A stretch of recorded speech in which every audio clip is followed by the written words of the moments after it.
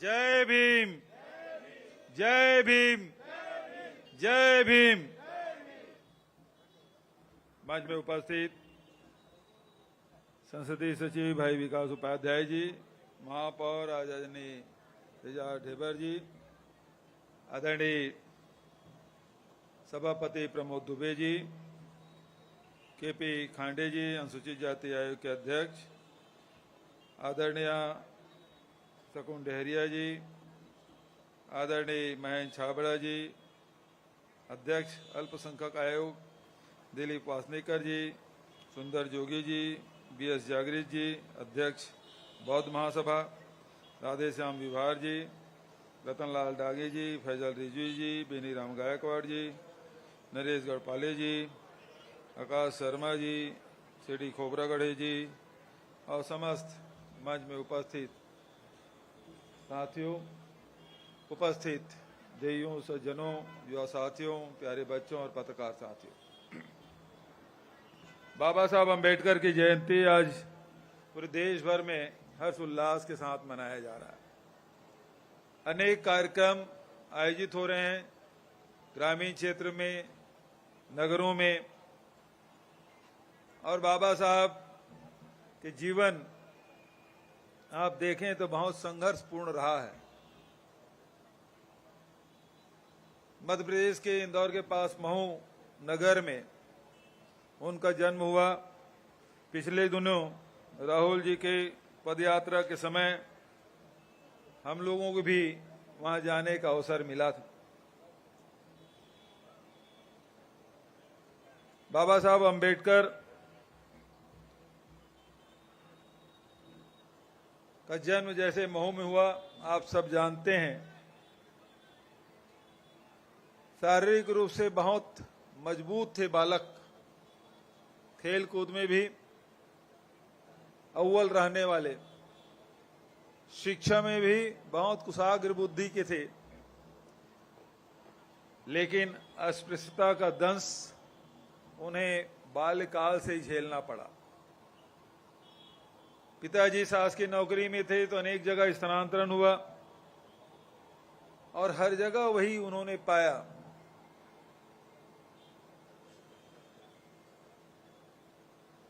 धीरे धीरे आगे बढ़ते गए और पूरे देखा कि भारतीय समाज में जो सबसे बड़ी कमजोरी है वह अस्पृश्यता की है। इसके लिए वो आवाज लगातार उठाते रहे।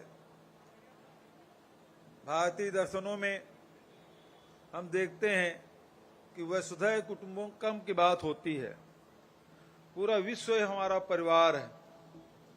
तो वैचारिक रूप से तो हम बहुत ऊंचे हैं, लेकिन हमारा जो व्यवहार है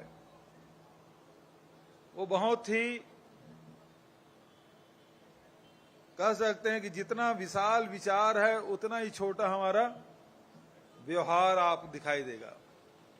हम कुत्ते बिल्ली के गोद में ले सकते हैं, लेकिन मनुष्य के साथ भेदभाव करते हैं, छुआछूत करते हैं, अस्पृश्य करके अपमानित करते हैं।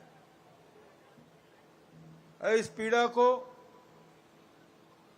देश के बहुत से महापुरुषों ने महसूस किया, उसके लिए संघर्ष किया। उसी प्रकार से बाबा साहब भीमराव अंबेडकर ने भी सभी दलित, शोषित, पीड़ित लोगों की आवाज वो बनकर लड़ाई लड़ते रहे। एक तरफ देश में आजादी की लड़ाई लड़ी जा रही थी, तो दूसरे तरफ बाबा साहब अंबेडकर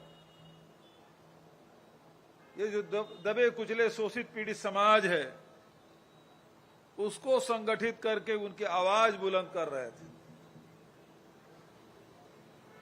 अनेक विचारधाराएं इस देश में चल रही थी, उसमें एक विचार यह भी था, देश यदि आजाद भी हो जाए और ये दबे कुचले शोषित पीड़ित समाज की स्थिति में कोई बदलाव नहीं हुआ तो ऐसी आजादी का क्या अर्थ।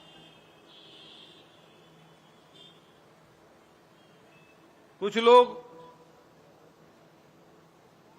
जो ये कहते थे ये सामाजिक जो हमारी व्यवस्था है उसको तो हम बाद में भी दुरुस्त कर सकते हैं, लेकिन पहले अंग्रेज को यहां से भगाओ। ये विचारधाराएं समानांतर चलती रही। देश आजाद हुआ, उसके पहले पूना पैक्ट जो हुआ उसमें बहुत सारी बातें कही जाती थी महात्मा गांधी और अंबेडकर के संबंधों के बारे में, लेकिन देश आजाद हुआ, नेहरू जी प्रधानमंत्री बने और महात्मा गांधी ने नेहरू जी के बुला के कहा कि कानून मंत्री यदि किसी को बनाना है तो बाबा साहब भीमराव अंबेडकर को बनाना। संविधान सभा की गठन किया गया और उसके अध्यक्ष किसी को बनाना है तो बाबा साहब भीमराव अंबेडकर को बनाना। और उन्होंने जो संविधान बनाया, उसकी अध्यक्षता में जो संविधान बना, आज 135 करोड़ की आबादी वाले देश के लोगों की सबसे बड़ी ताकत वही है जो हमें संविधान में मिला हुआ है। हमको अधिकार मिले हैं, वही हमको अधिकार देता है। लेकिन बाबा साहब भीमराव अंबेडकर ने संविधान सभा के आखिरी वक्तव्य में उन्होंने कहा, संविधान कितना भी अच्छा हो लेकिन उसको लागू करने वाला व्यक्ति के ऊपर निर्भर करता है कि संविधान का उपयोग किस प्रकार से होगा। आज की स्थिति क्या है? जो संविधान हमारे हितों की रक्षा करती है, आज वही संविधान खतरे में है। संविधान के द्वारा दिए गए अधिकार को संविधान के साथ छेड़छाड़, संवैधानिक व्यवस्थाओं को कमजोर करने की कोशिशें लगातार हो रही है। तो संविधान बचेगा तो हम सब बचेंगे। लोकतंत्र है इस संविधान के कारण से। यदि ये संविधान नहीं बचेगा तो हम सब खतरे में पड़ जाएंगे, चाहे वो अनुसूचित जाति हो, जनजाति हो, पिछड़े वर्ग के हो, चाहे वो महिलाएं हो, युवा हो, चाहे अल्पसंख्यक हो, कोई भी वर्ग हो। यही संविधान आपको अधिकार संपन्न बनाती है। आदरणीय साथियों, केवल संविधान की बात नहीं, केवल कानून की बात नहीं, बल्कि बाबा साहब अंबेडकर ने समाज की संरचना, समाज में बदलाव लाने के भी प्रयास किया। हजारों की तादाद में नागपुर में, लाखों की तादाद में महार समाज के लोग जाके बौद्ध धर्म ग्रहण किया। नवबौद्ध जो बने भारत में, तो बुद्ध के दर्शन तो थे लेकिन बौद्धिस्ट नहीं थे। लेकिन नवबौद्ध बाबा साहब अंबेडकर ने बनाया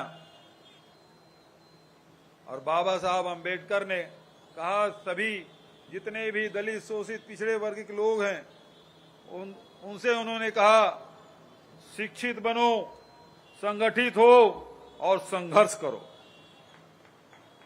ये नारा उन्होंने दिया। अभी वासनीकर जी ने जो बात कही, स्वतंत्रता की बात कही, समता की बात कही, लेकिन भगवान बुद्ध का जो संदेश है, अंत में बाबा साहब अंबेडकर ने भी कहा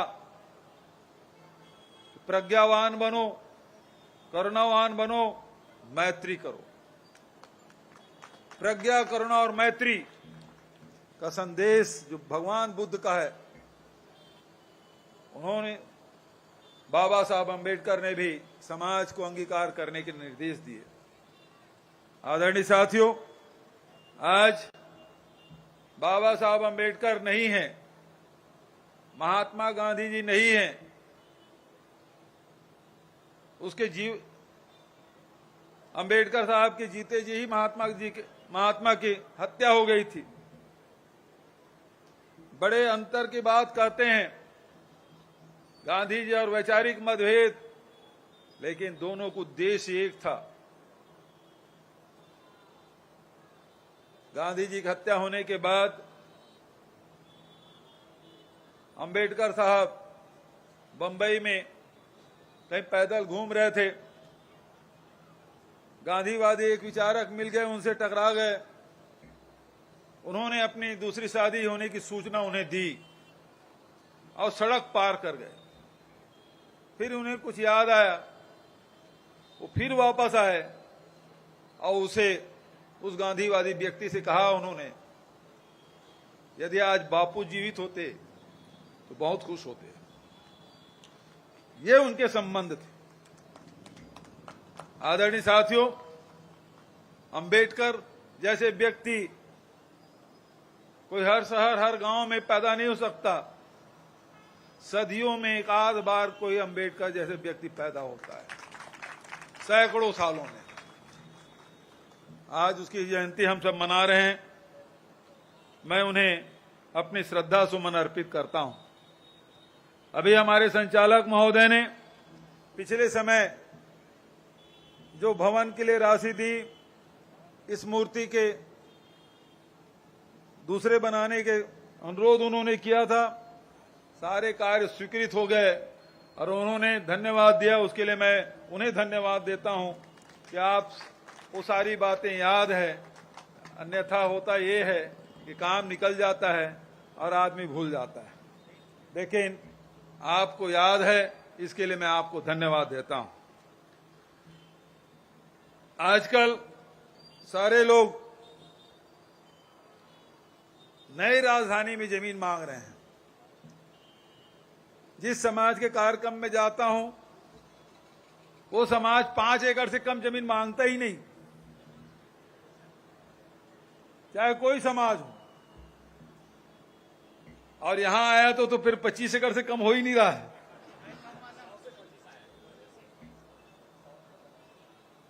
वासनीकर जी प्रशासनिक सेवा में थे,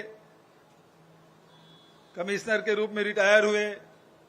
उनको मालूम है एनआरडीए वो व्यवसायिक संगठन है। आपको जितनी जमीन चाहिए पैसा दीजिए, ले लीजिए,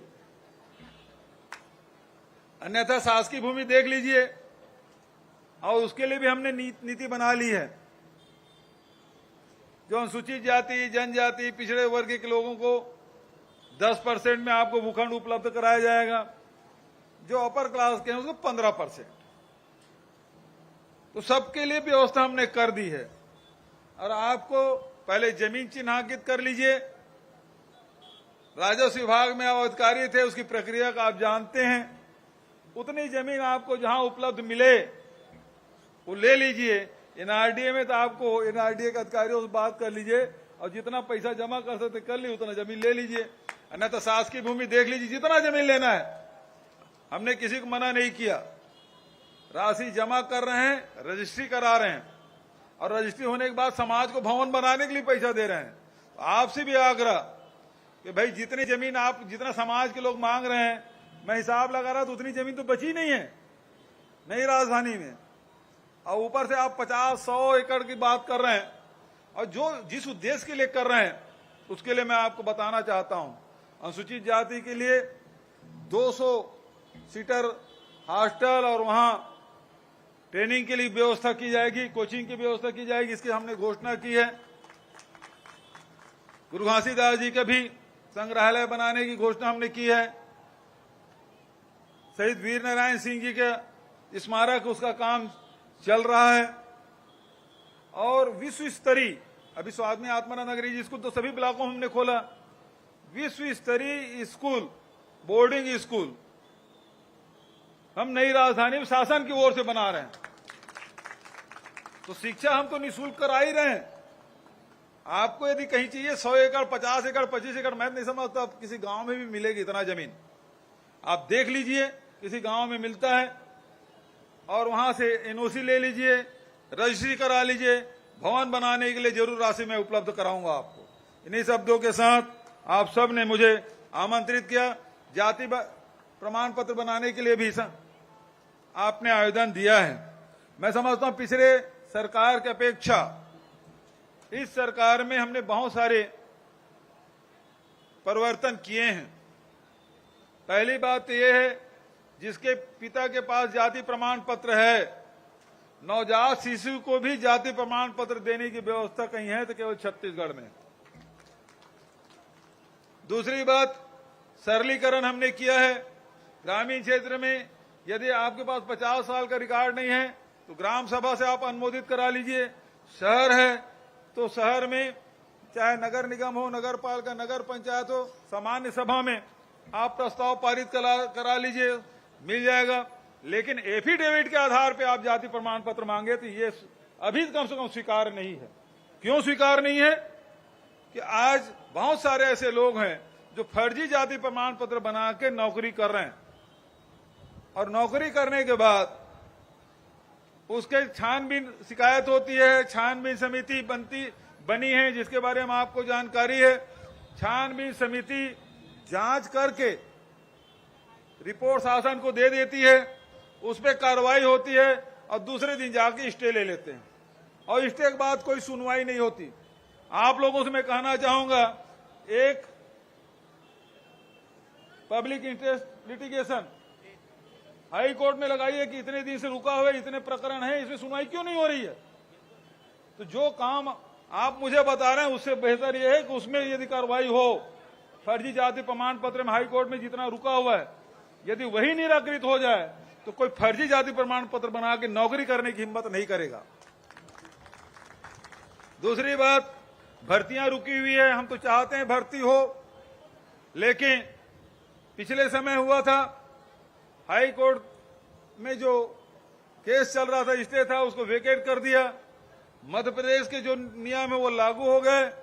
उस स्थिति में बहुत सारे वर्ग के लोगों के अहित हो रहा था। विधानसभा में विशेष सत्र बुला के हमने आरक्षण बिल को पारित किया और 2 दिसंबर को ही राज्यपाल को सौंप दिया था। राजभवन में हमारे मंत्रीगण गए थे और 2 दिसंबर से लेकर आज 14 अप्रैल हो गया, लेकिन आज तक के न उसमें हस्ताक्षर हो रहे हैं, न वापस किया जा रहा है। तो ये जो संविधान में जो राज्यपाल को जो अधिकार मिला है, इसके बारे में तब वो नहीं सोचा गया होगा उस समय कि राज्यपाल इस प्रकार से सार्वजनिक हित के बच्चों के भविष्य के साथ खिलवाड़ होगा।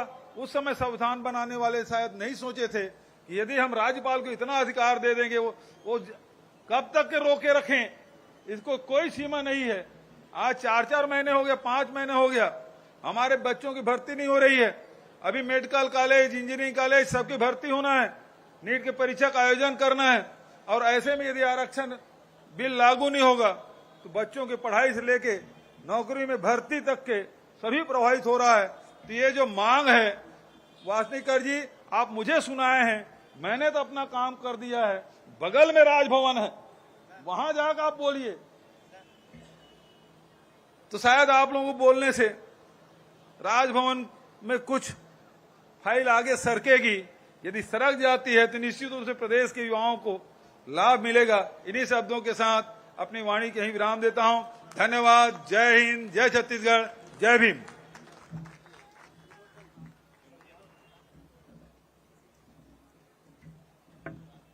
धन्यवाद मुख्यमंत्री।